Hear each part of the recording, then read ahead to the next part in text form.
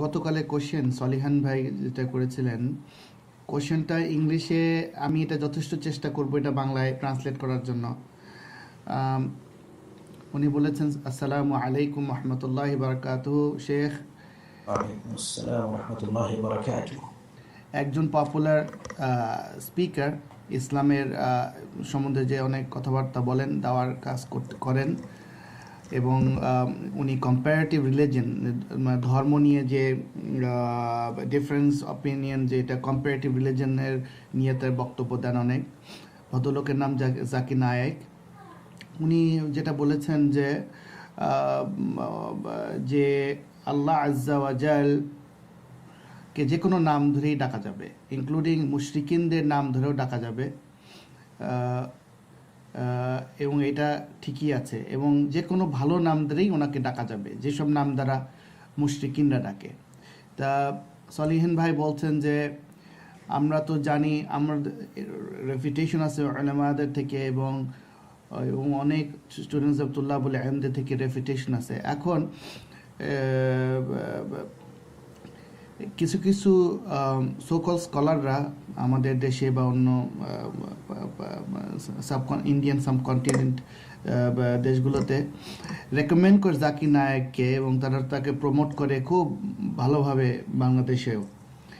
এবং এই সম্বন্ধে আমাদের স্ট্যান্স কি, যেসব স্ট্যান্স কি এক, আর সেকেন্ড, আমাদের সেসব স্কলাররা যারা জাকির নায়েককে প্রমোট করতেছে তার সম্বন্ধে আমাদের স্ট্যান্স কি, আর লাস্টলি হচ্ছে যে এটা কি সেফ কিনা সেসব স্কলারদের লেকচার শোনা যারা জাকির নায়েকের মতো একজন স্পিকারকে প্রমোট করে। বারাকাল্লাহ ফিক। আমি আশা করি সলিম ভাই কোশ্চেন বুঝাতে পারছি, না হলে সলিম ভাই আপনি আমাকে কারেক্ট করবেন ইনশাল্লাহ। ওয়াফিকুম বারাকাল্লাহ। আসলে প্রশ্নের মধ্যেই কিন্তু আনসার আছে, অনেকটা আনসার কিন্তু প্রশ্নের মধ্যেই আছে। তো এখানে বিষয়গুলো একদম সুস্পষ্ট যে যারা উলামায়ে কেরামদের অনুসৃত নীতি বহির্ভূত কথা বলে, উলামায়ে কেরামরা যাকে যার বিরুদ্ধে সতর্ক করেন, তার দিকে যারা তার দিকে মানুষকে আহ্বান করে, প্রকৃত উলামায়ে কেরাম, হক্কানি উলামায়ে কেরাম, আহলুল ইলমরা যার থেকে সতর্ক করেন, তার দিকে যারা আহ্বান করে, কেউ যদি বাতিলের দিকে আহ্বান করে তাহলে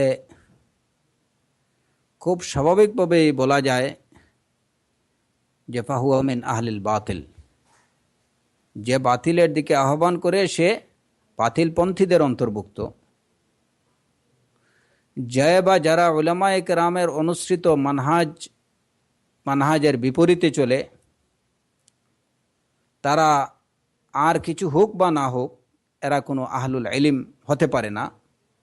কারণ প্রকৃত আহলুল ইলম বা তুল্লাবুল ইলম বা প্রকৃত দুআত যারা, তারা অবশ্যই উলামায়ে কেরাম, উলামায়ে রাব্বানীন যারা আছেন তাদের পথ অনুসরণ করে চলবে।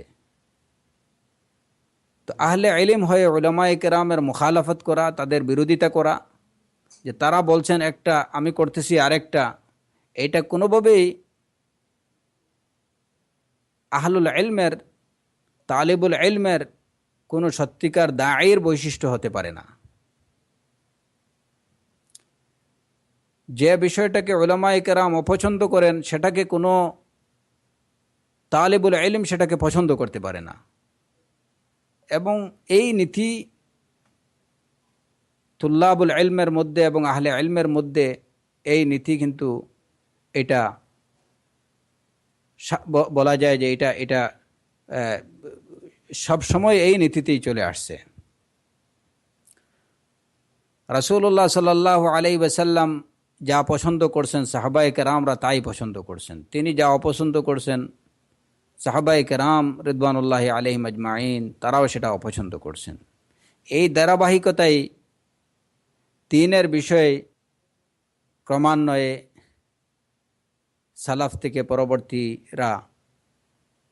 পরবর্তী উলামায়ে কেরাম তাদের পূর্ববর্তীরা যেটা পছন্দ করছেন তারা সেটা অপছন্দ করছেন, পূর্ববর্তীরা যেটা অপছন্দ করছেন তারাও সেটা অপছন্দ করছেন। এই নীতির বাইরে দ্বীনের বিষয়ে কোনো আহলে ইলমের, কোনো তালিবুল ইলমের, কোনো দায়ী এর বিরুদ্ধে, এই নীতির বিরুদ্ধে বা এই নীতি বহির্ভূত অবস্থান নিতে পারে না। যদি কেউ নেয় তাহলে সে নিজেকে আহলে ইলম কিংবা দায়ী কিংবা তালিবুল ইলম বলে পরিচয় দেওয়ার যোগ্যতা রাখে না।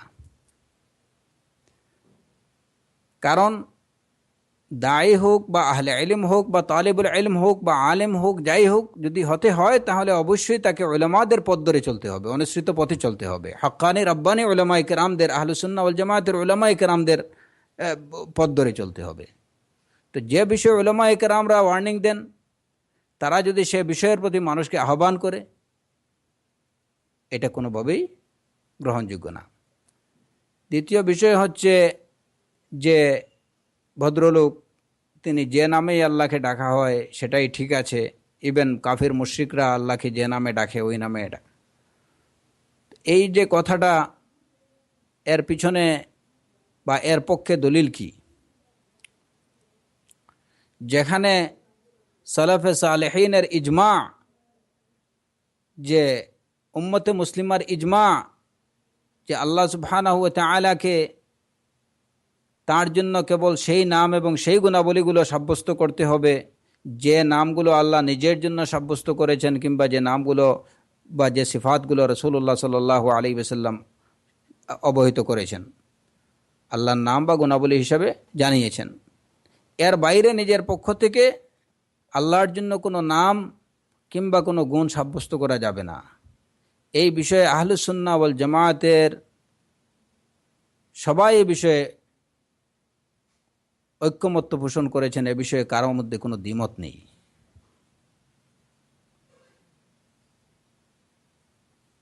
এই নীতির বিরুদ্ধে যদি কেউ অবস্থান নেয় এবং বলে যে যে নামেই আল্লাহকে ডাকা হোক সেটাই ঠিক আছে, তাহলে আমরা বলবো যে এই কথার পক্ষে মা আনজালাল্লাহু বিহা মিন সুলতান, এই কথার পক্ষে আল্লাহ কোনো দলিল অবতীর্ণ করেননি। কারণ আল্লাহর নাম কি হবে, আল্লাহর গুণ কি সাব্যস্ত করা হবে, কি নির্ধারিত হবে, কি নামে আল্লাহকে ডাকা হবে, তার সিফাত কি হবে, সেটা আল্লাহ সুবহানাহু ওয়া তাআলা তিনি তার নিজের সম্পর্কে জানেন সবচেয়ে বেশি। আর এরপরে এই সৃষ্টির মধ্যে সবচেয়ে বেশি আল্লাহ সম্পর্কে জানেন রাসূলুল্লাহ সাল্লাল্লাহু আলাইহি ওয়াসাল্লাম। অতএব যে মখলুকের তার খালিক সম্পর্কে, তার নিজের সম্পর্কে কোনো পরিপূর্ণ ধারণা নেই, সে তার মহান খালিক রব্বুল আলামিন আল্লাহ সুবহানাহু ওয়া তাআলার কি নাম হবে, কি গুণ হবে, সেটা সে নির্ধারণ করবে কিভাবে? সেটা যদি হয় এমন কোনো নাম, ইভেন যদি এমন কোনো নামও হয় যে নামটা কাফের মুশরিকরা ইউজ করে না, বাহ্যিকভাবে ভালো,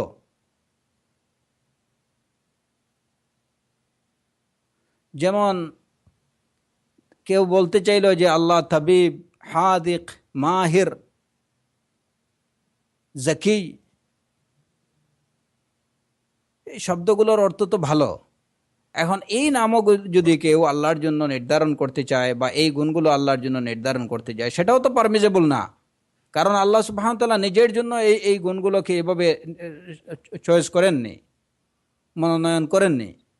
রাসূলুল্লাহ সাল্লাল্লাহু আলাইহি ওয়াসাল্লাম বলেননি যে এইগুলো আল্লাহর গুণ। এরকম ভালো অর্থবোধক শব্দগুলো যদি, যেগুলো অমুসলিমরা ইউজ করে না, সেগুলো যদি আল্লাহ সুবহানাহু ওয়া তাআলার ক্ষেত্রে প্রযোজ্য না হয়, তাহলে যে নামগুলো কাফের মুশরিকরা ইউজ করে তাদের মূর্তি এবং এই দেবদেবীর জন্য, সে নামগুলো আল্লাহ সুবহানাহু ওয়া তাআলার জন্য কিভাবে এগুলা প্রযোজ্য হতে পারে? তো এটা হচ্ছে আসলে মূলত যে একটা কম্প্রোমাইজ সিস্টেম, যে একটা সব মিলেমিশে একটা চলা দরকার। যেমন বর্তমানে